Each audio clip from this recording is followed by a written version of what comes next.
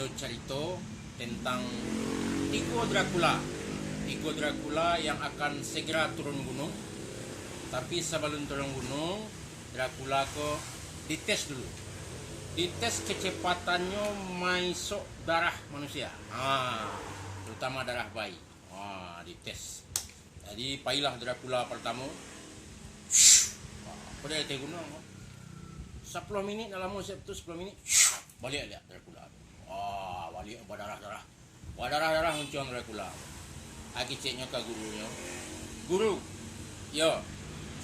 Dia nampak dari guru desa nan jauh situ doa. Cik. 10 minit sawantako Allah ambo isok seluruh darah bayi nan ada situ. Hebat. 10 minit bisanya menghisap darah seluruh bayi yang ada di sebuah desa. Ini tes Dracula kedua lah. Dracula kedua pailonya. Habis capek 5 minit.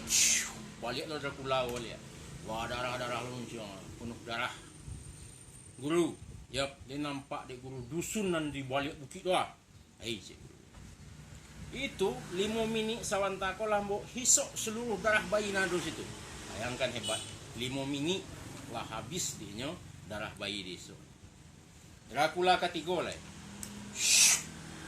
1 minit balik lah.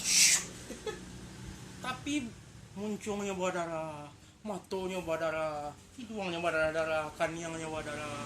Lagi ceknya ke gurunya. Guru, ni nampak dek guru tang tiang listrik tu aja. Lahi cek guru. Ni ambo nak nampak dah cek. Tiang listrik tu nan diampai dek Dracula. Itulah cerita seketik tentang Dracula nan mantak tiang listrik. Terima kasih.